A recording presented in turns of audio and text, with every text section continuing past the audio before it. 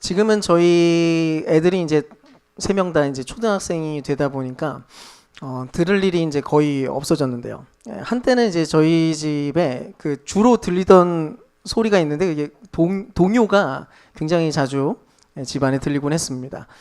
뽀로로 동요를 엄청나게 들었었고, 또 핑크퐁 동요 뭐 이런 거를 이제 틀어놓고 이제 들었었거든요. 근데 이제 한참 집에 이제 있으면 이제 동요가 계속 들리다 보니까 저절로 막 이렇게 흥얼거리게 되고 막 밤에도 막 자려고 하는데 막 머릿속에서 계속 동요가 맴돌고 막 이런 일이 있었어요. 근데 이제 그 가사들이 워낙 아름답다 보니까 그 가사 덕분에 좀 순수한 마음이 들기도 하고, 또 제가 느끼기에 신기했던 거는 그 동요 가사들 중에 어떤 가사들은 상당히 뭔가 하나님 나라를 이렇게 보여주는 듯한 그런 가사들도 좀 있었던 것 같아요. 예를 들면 이제 파란 나라를 보았니라고 하는 동요가 그랬습니다. 파란 나라를 보았니? 꿈과 사랑이 가득한 파란 나라를 보았니? 천사들이 사는 나라. 뭐 이런 가사인데, 그 뒤에 보면 또 이런 가사들이 있어요. 거기는 언제나 있는 곳인데 정작 그곳을 아는 사람도 없고, 한번 가보고 싶은데 생각만 해보는 그런 나라다라고 하는 가사가 있습니다. 그리고 마지막에 이제 그러면 그 나라를 우리가 한번 해보자 하면서 이 동요가 진행이 되는데요. 저는 이 가사를 이렇게 듣는데 이 파란 나라가 꼭 하나님 나라 같다는 생각을 계속했던 것 같아요. 그리고 성경을 우리가 실제로 읽다 보면 마치 꿈 같은 세상에 대한 비전들을 이렇게 성경 안에서 이렇게 목격하게 됩니다. 그 중에 굉장히 아름다운 구절이 시편 85편 10절이에요. 굉장히 멋진 이미지인데요. 같이 한번 읽어볼까요? 시작. 사랑과 진실이 만나고 정의와 평화가 입을 맞춘다.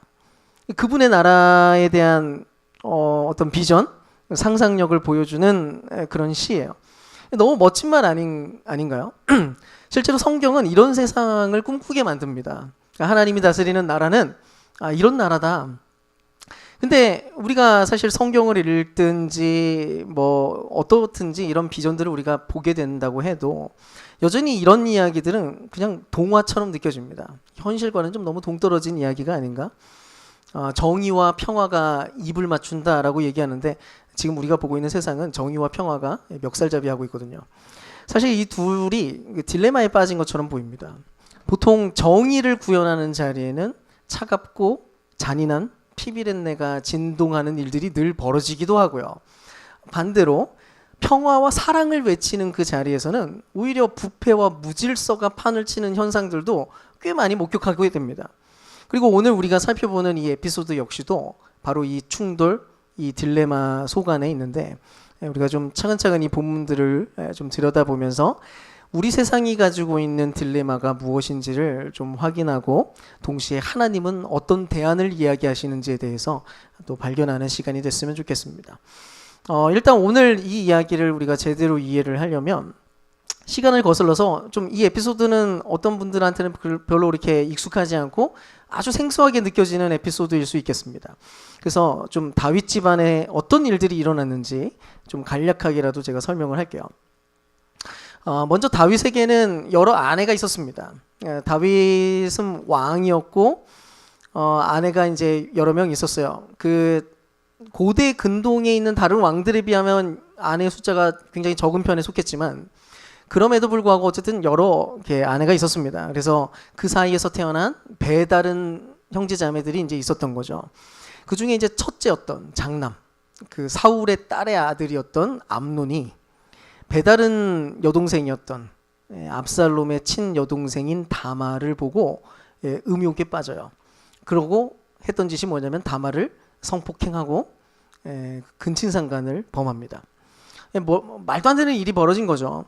근데 이 문제를 이제 드러났어요. 이제 이 문제가 이제 밝혀지고 나서 이 문제를 다루고 판결해야 될 다윗이 어떻게 반응을 하냐면요. 일단 다윗이 엄청나게 화를 냅니다. 분노를 막 쏟아내요. 그런데 분노를 이렇게 쏟아낸 다음에는 어떻게 하냐면 얼렁뚱땅 아무 일도 없었다는 듯이 그냥 대충 넘어가 버려요. 그러니까 아무 일도 일어나지 않습니다.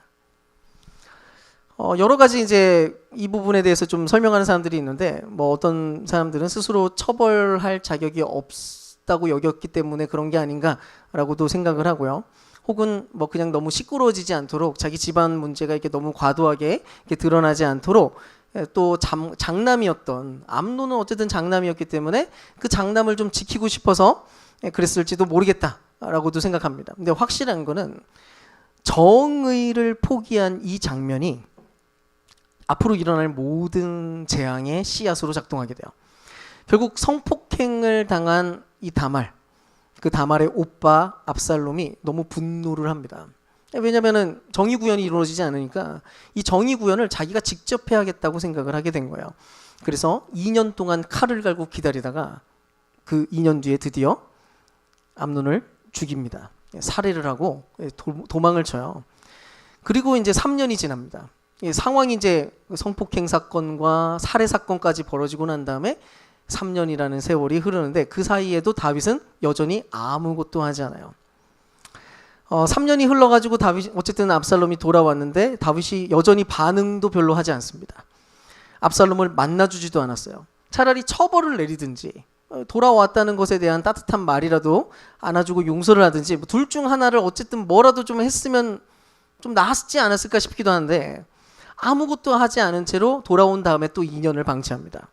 결국 대화가 단절된 사이에 압살롬 안에 아버지에 대한 분노가 점점 더 커지기 시작해요. 불만과 분노가 막 쌓이기 시작한 것 같아요. 그리고 마침내 기회를 보다가 쿠데타를 일으킵니다. 칼을 빼들고 왕위를 찬탈하려고 한 거죠. 결국 다윗은 신발도 신지 못한 채로 그냥 쫓기듯이 예루살렘을 떠나가게 됐고요. 머리를 풀고 우는 모습으로 아주 비참한 모습으로 야반도주를 합니다. 그리고 오늘 본문까지 이르러요. 예루살렘을 떠나서 도망친 왕, 그리고 그쪽에서는 압살롬은 이제 후궁을 범하고 다윗의 아내들을 범하고 그 다음에 왕권을 스스로 가지려고 취득하고 있는 그 모습, 그 상태에 이제 있었습니다. 그리고 오늘 이제 본문에서 무슨 일이 벌어지냐면 이 왕위를 다시 재찬탈하려고 하는, 탈환하기 위한 전쟁을 하기 시작해요. 다시 모든 것을 되돌려야 했거든요. 그러니까 원래 하나님께서 다윗에게 왕권을 준 것이기 때문에 원래대로 이 상황을 돌이켜야겠다라고 하는 그런 전쟁을 하게 됩니다. 그리고 이 전쟁 한가운데에서 이제 두 가지 딜레마가 작동을 해요. 충돌하게 되죠. 하나가 뭐냐면 정의 없는 평화와 사랑이었고요. 또 다른 하나는 사랑과 평화가 없는 정의 구현의 개념이었어요. 먼저 첫 번째로 다윗의 방식을 좀 살펴볼게요. 다윗이 출정하는 군인들에게 이제 전쟁을 하려고 해요. 출정하는 군인들한테 굉장히 애매모호한 명령을 내립니다. 우리 5절 말씀 한번 읽어볼까요? 자, 5절 시작. 나를 보아서라도 저 어린 압살롬을 너그럽게 대하여 주십시오. 지금 뭐라고 말하는지 이제 여러분 잘 생각을 해보세요. 실제로 이 전쟁이 시작되는 명분이 뭐냐면은 아까 말한 대로 하나님의 기름 부음 받은 자는 지금 다윗이에요. 압살롬은 기름 부음 받은 적이 없어요. 하나님께 허락받은 진짜 왕권을 회복하기 위한 전쟁입니다. 왜냐하면 이 나라는 다윗의 나라가 아니라 하나님의 나라니까요. 그러니까 하나님의 나라였기 때문에 어쨌든 하나님의 뜻 안에서 다윗이 왕이에요. 그러니까 그것을 다시 회복하기 위한 전쟁을 하는 겁니다. 이거는 공적인 정의를 세우기 위한 그런 전쟁이었어요. 근데 다윗이 지금 어떤 명령을 내냐면 아주 지극히 사적인 명령을 내립니다. 먼저 뭐라고 얘기하냐면 나를 보아서라도 얘기해요. 자, 나를 보아서라도 라고 하는 굉장히 사적인 방향으로 이 얘기를 꺼냅니다. 그리고 압살롬을 이야기하는데 이 압살롬을 반역자라고 부르지 않아요. 그렇다고 또 떳떳하지도 않아가지고 내 아들이라고 부르지도 않아요. 대신에 나르라고 하는 소년, 젊은이라고 하는 표현으로 바꾸어가지고 부르고 있는데 지금 다윗의 이 말을 보면은 마치 압살롬이 저지른 이 끔찍한 죄가 그냥 젊은 날의 치기 정도였다는 것으로 축소하고 있는 것처럼 보이기까지 합니다. 굉장히 이거를 그가 저지른 진짜 죄의 핵심을 딱 얘기하는 게 아니라 굉장히 작게 축소해가지고 이게 설명을 하고 있어요. 그러고 마지막에 진짜 하고 싶었던 말을 합니다. 마지막에 이렇게 얘기하죠. 그를 너그럽게 대해라. 너그러이 대해라. 지금 압살롬은 그냥 가출 청소년 수준이 아니에요.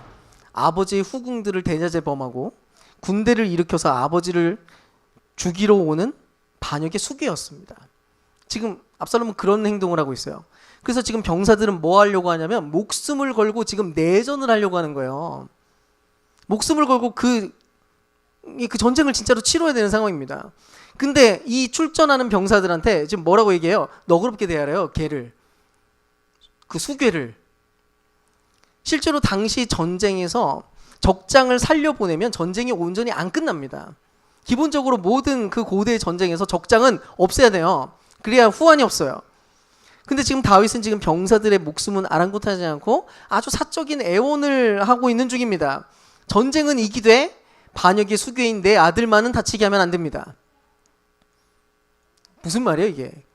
정의를 잃어버린, 정의는 빼놓은 사랑과 평화만 원하게, 정의는 없지만 사랑과 평화는 얻고 싶다 라고 하는 그런 이야기였던 겁니다. 예를 좀 들어볼게요. 제가 그 누군가에게 들은 대학원 연구실에서 일어난 일을 좀 각색을 해봤습니다. 누군지는 그냥 대충 각색했어요. 똑같지는 않고요. 이곳 교수님은 아주 그 좋은 사람으로 인정을 받고 있었습니다. 유능할 뿐만 아니라 화도 잘 안 내시고 학생들한테 아주 싫은 말도 잘 안 하는 사랑이 넘치는 그런 리더 같았어요.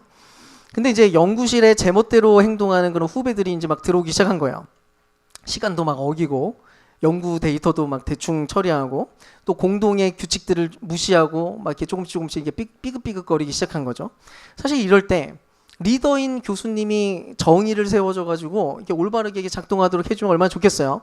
후배들을 잘 타일러주고 바르게 행동할 수 있도록 가르침을 주고 잡아줄 필요가 있는 겁니다.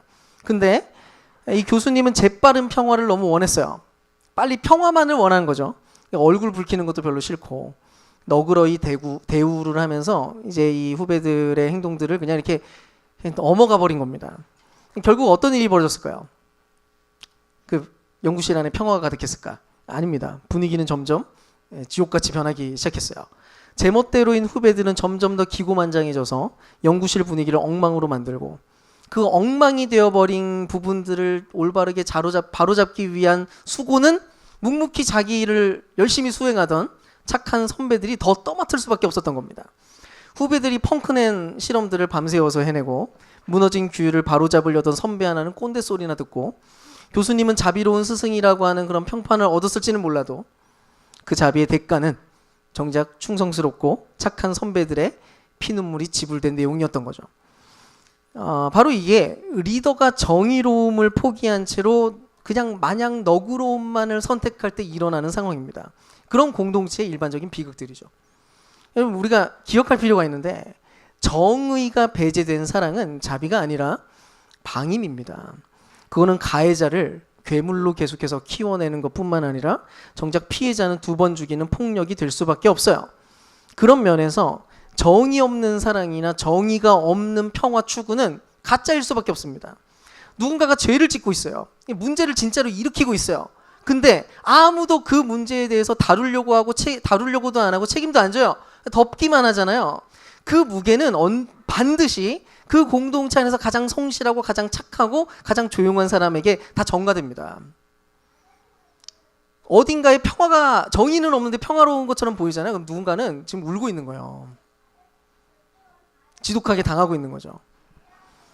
여러분 이런 거는 우리가 누군가를 돕거나 혹은 구제를 하려고 하는 그런 너그러운 어떤 행동을 추구하려고 할 때에도 똑같이 일어납니다. 정의를 무시한 채로 누군가를 도우려고 하잖아요. 그럼 반드시 또 다른 선량한 누군가는 피해를 입게 돼 있어요. 아픔을 겪습니다. 그러니까 무조건 그냥 너그럽게 좋게라고 하는 것들이 진짜 좋은 건 아니라는 거죠. 자, 근데 2번째, 이것과 완전히 반대되는 방식이 또 하나 발견됩니다. 실제로 이런 다윗의 모순적인 태도를 견디기 어려워했던 사람이 있었어요. 그게 요압이었는데요. 다윗의 부하였어요. 근데 이 요압은 철저한 현실주의자였습니다. 다윗이 어쨌든 명령을 내렸잖아요. 왕으로서. 그러니까 이 명령을 내리니까 사람들은 거역을 할 수가 없었어요. 이 부하들은. 그래서 전부 머뭇거리고 있었는데 요압은 망설임 없이 나무에 매달려 있던 압살롬을 그대로 창으로 찔러가지고 죽여버립니다. 왜 이렇게까지 했을까요? 자, 한번 생각을 해볼게요. 이 압살롬이 왜 이렇게 하는지.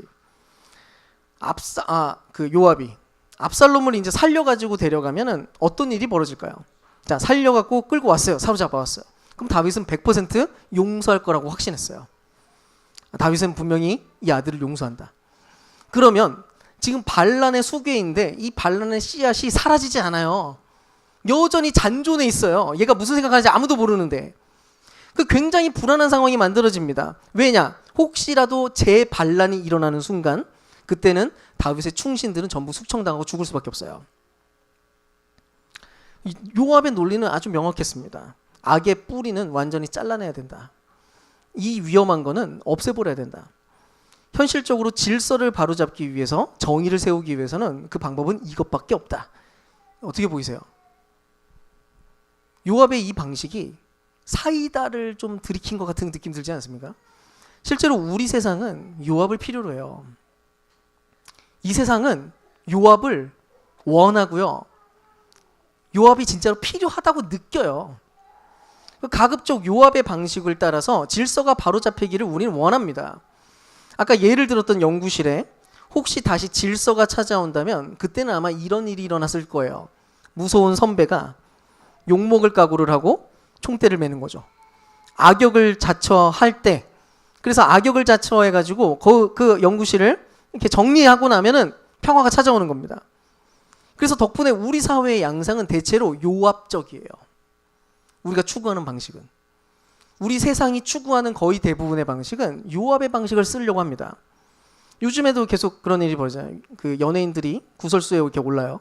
이슈가 지금 계속 그 이슈들이 좀 나왔는데 일명 캔슬 컬처라는 현상이 계속해서 발견됩니다. 이건 우리나라에서만 일어나는 게 아니라 다른 나라에서도 이런 현상들이 계속 좀 발생하고 있어요. 혹시 누군가가 실수하거나 누군가가 잘못을 저지르면 대중들은 전부 요압이 됩니다. 요압처럼 달려들어가지고 사회적으로 매장시키는 자리까지 끝까지 가는 거예요. 밀어붙입니다. 어떻게든 매장될 때까지 최선을 다해서 밀어붙이려고 하는 태도들을 계속해서 보여요. 넌 이제 끝이야. 그런 짓을 저질렀으면 넌 이제 아웃. 실제로 이런 문화 한가운데서는 다시 살아볼 수 있는 어떤 기회나 여지가 발견되지 않습니다. 숨구멍을 안 줘요. 안 주는 게 옳다고 여겨요. 그쪽까지 그래서 계속합니다. 기본적으로 회복에 대한 목표는 배제돼 있어요. 자, 이걸 회복한다라고 하는 개념은 없어요. 심판적 개념만 존재해요. 원하는 거는 심판이에요. 어떻게든 철저한 심판이 이루어지는 거. 회복 별로 바라지 않아요. 철저한 심판을 원해요. 그게 캔슬 컨트롤이에요. 그러니까 한번 생각을 해보세요. 과연 요압적인 방식으로 얻은 평화가 진짜 평화이며 지속 가능한 평화일 수 있는 걸까? 만약에 우리 가정이나 교회 혹은 사회가 오직 요압의 논리만으로만 돌아가게 된다면 어떤 일이 벌어질까? 상상을 해보세요. 그나마 효율적으로 될 수는 있을 겁니다. 근데 아마 그렇게 돌아가는 세상이라면 아마 어느 누구도 편안하게 느끼지는 못할 거예요. 살아가면서. 왜냐면 우리 모두가 실수하는 사람들이니까요. 결국 요압의 방식으로는 절대로 이 세상에 구원이 일어나지 않습니다. 이 세상은 구원을 필요로 하는데 요압의 방식만으로는 진짜 구원이 일어나지 않아요. 아무리 질서가 회복이 된다고 해도 사람을 변화시키지 못하거든요. 만약에 하나님이 우리를 요압의 방식으로 우리를 다루셨다면 우리 중에 살아남을 자가 과연 있겠습니까? 근데 우리가 사는 세상은 지금 딜레마에 빠진 것처럼 보여요. 항상 둘 중 하나거든요. 언제나 둘 중 하나예요. 정의 없는 사랑 때문에 질서는 무너진 것처럼 무질서한 모양처럼 보이는 현상들이 자주 보이고요. 또 한편으로는 사랑 없는 차가운 정의 때문에 굉장히 잔혹한 현실들을 계속해서 목격하게 됩니다. 그럼 과연 우리는 이 현재 우리가 살아가고 있는 이 세상의 이 딜레마를 과연 극복하며 살아갈 수 있을까? 대체 우리는 어떻게 살아가야 될까? 자, 다윗과 요압이 각자 다른 방식으로 이 문제를 대하고 있는 동안 오늘 본문은 이 전쟁의 진짜 승패를 가른 제3의 군대를 소개해 줍니다. 그게 뭐였냐면 바로 숲이었어요. 예, 성경에는 숲풀이라고 번역되어 있는데 원래 숲이에요. 예, 숲 혹은 숲풀. 사무엘하 18장 8절에서 9절을 원문의 뉘앙스를 살린 나종현 버전으로 한번 읽어보겠습니다. 저 NJH 버전이거든요. 자, 한번 같이 한번 읽어보겠습니다. 시작. 싸움이 온 나라에 번지니 그날 숲이 삼킨 자가 칼에 삼킨 자보다 많았다. 압살롬이 다윗의 부하들과 마주쳤다. 압살롬은 노새를 타고 있었는데 그 노새가 큰 상수리 나무에 얽힌 가지 아래로 지나갈 때 압살롬의 머리가 상수리 나무에 단단히 걸려 그는 하늘과 땅 사이에 매달리고 그가 탔던 노새는 빠져나갔다. 아멘. 자, 성경이 지금 뭘 얘기하는지 보세요. 지금 이 전쟁 한가운데서 가장 탁월하게 전쟁 수행을 하고 있었던 건 다름 아닌 하나님의 피조세계였던 자연이었다는 것이고요. 마찬가지로 그 적장, 그 반역의 수괴였던 압살롬을 사로잡아서 정의와 평화라고 하는 두 가지 가능성 모두 앞에 딱 세워놓은 존재가 누구였냐면 바로 피조세계이자 자연이었다는 겁니다. 자, 걸어놨어요. 그냥 이렇게 두 가지 가능성 한가운데. 이 재밌는 거는 압살롬은 지금 평소에 자기가 그토록 자랑하던 두 가지 때문에 매달려 있어요. 모두가 압살롬의 아름다운 머리카락을 칭송했어요. 근데 그 머리털과 또 한편으로 왕권을 상징하던 노새, 이 노새를 탄다는 거는 아무나 노새를 못 탑니다. 왕이나 타는 거였어요. 근데 노새와 머리털 때문에 매달려 있어요. 이 이야기가 보여주는 게 뭔지 아세요? 이게 뭐냐면 죄의 자멸성과 죄로 인한 현재적 심판을 보여주는 개념이에요. 많은 경우에 죄는 그 자체로 인간과 세상을 망가뜨립니다. 가만 놔둬도 죄가 알아서 파멸시킵니다. 세상의 원리와 순리들을 무시하다 보면 자연스럽게 문제는 발생하게 돼 있어요. 몸에 안 좋은 거를 계속 먹어요. 암에 걸릴 확률이 높아집니다. 인생을 그렇게 살다 보면 몸이 망가져요. 자녀와 올바르게 소통하는 법을 모르는 채로 사랑한다고 말은 하면서도 희생하려고 하거나 그런 방식으로 노력하지 않으면 관계는 깨집니다. 관계가 깨지고 망가져요. 죄의 결과입니다. 원래 해야 됐던 것들을 하지 않았을 때 일어나는 현상들이죠. 세상의 중심인 하나님, 근데 그 중심인 하나님을 중심 한가운데서 없애버리고 치워버리고 나면은 세상과 인생은 점점 꼬입니다. 왜냐하면 세상은 그분으로 지탱되는 세상이거든요. 생각을 해보세요. 하나님을 완전히 거기에서 쏙 빼놓은 채로 진행되는 모든 경제와 문화와 힘의 논리들은 진짜로 대안을 마련하고 딜레마를 극복할 수 있을까? 여러분, 이 세상이 어떻게 돌아가고 있는지를 보세요. 지금 세상에 돌아가고 있는 모든 정치와 노력하고 있는 그런 모든 내용들은 어떻게 하면 세상이 잘 될 수 있을까를 고민하면서 하는 것들이에요. 근데 그런 모든 노력들을 다 되돌아보면서 그 안에서 딜레마를 극복할 만한 가능성은 안 보입니다. 아무리 노력을 해도 여기에 정의를 어떻게 실현할 수 있을까? 불가능해 보여요. 아무리 애를 쓰고 노력을 해도 진짜 평화를 만들 수 있을까? 불가능해 보입니다. 공부하면 공부할수록 더 심각합니다.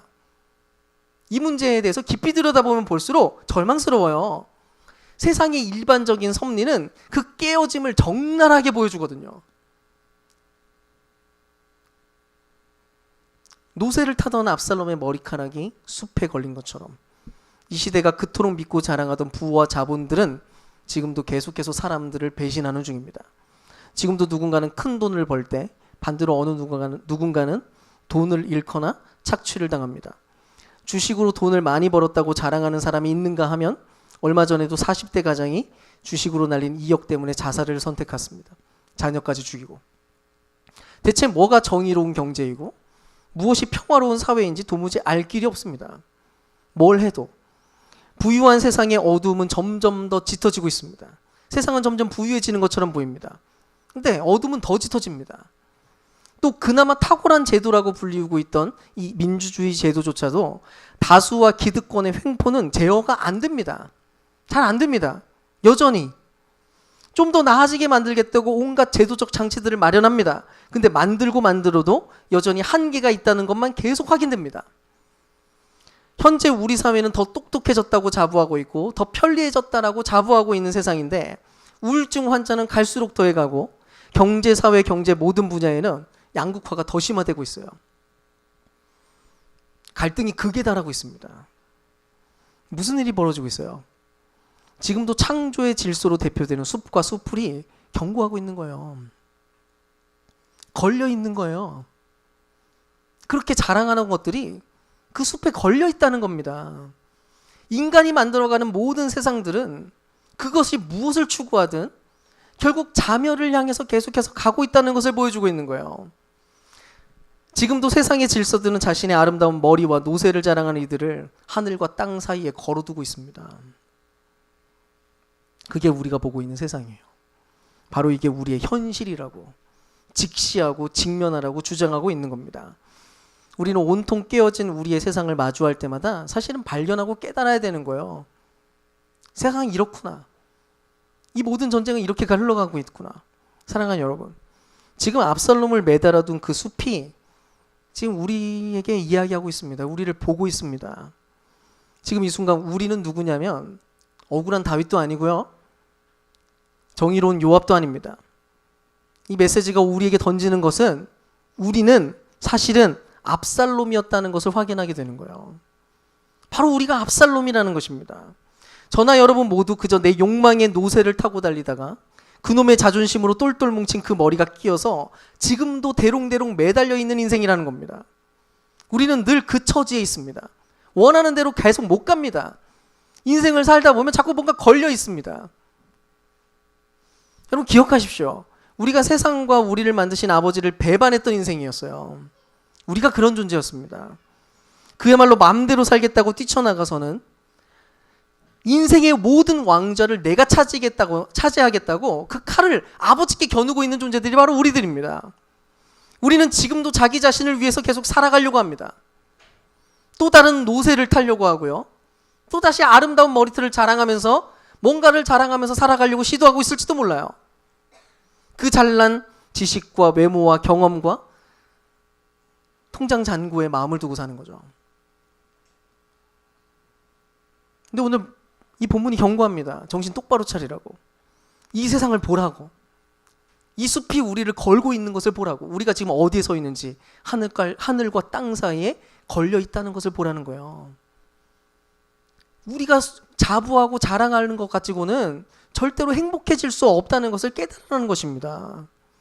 물론 이 사실을 진심으로 받아들인다는 것 자체가 어려운 일이에요. 두려운 일일 수 있습니다. 왜냐하면 이 상황을 인정한다는 건 곧 우리 심장에 요압의 창이 박힐 것을 인정하는 것과 똑같은 얘기거든요. 창조주에게 반역한 이가 죽음에 처하는 것은 너무 당연한 정의이기 때문입니다. 그게 정의로운 거예요. 근데 여러분, 오늘 이야기는 이 죽음을 결코 당연하게 받아들이지 않습니다. 원래 정의가 이루어지려면 우리가 매달려 있다가 결국 우리가 창으로 찔려 죽어야 돼요. 근데 압살롬이 죽은 것을 알게 된 다윗이 이거를 그냥 그대로 묵묵히 받아들이지 않는다고요. 33절에 울부짖습니다. 내 아들 압살롬아, 내 아들아, 내 아들 압살롬아, 너 대신에 차라리 내가 죽을 것을. 압살롬아, 내 아들아, 내 아들아. 지금 이 전쟁은 결국 정의가 이루어졌어요. 근데 평화는 사라져버렸어요. 사랑을 잃어버렸어요. 지금 다윗은 철저하게 무력한 상태로 통곡하는 수밖에 없었어요. 근데 이 장면은 전혀 새로운 차원으로 지금 연결되기 시작하는데요. 다윗은 지금 여기에서 한탄하고 통곡하는 것 외에 다른 수가 없었어요. 차라리 내가 죽을 것을 하고 외치고 더 이상 방법이 없었습니다.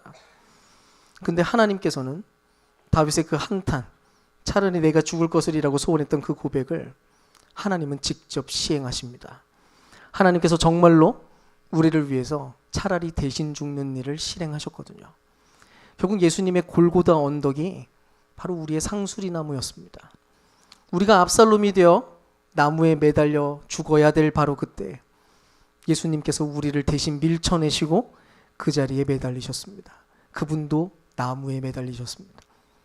다윗은 차라리 내가 대신 죽었더라면 하면서 울었지만 예수님은 십자가 위에서 내가 너를 대신하여 지금 죽노라 하고 그리고 마침내 다 이루었다 라고 선포하십니다.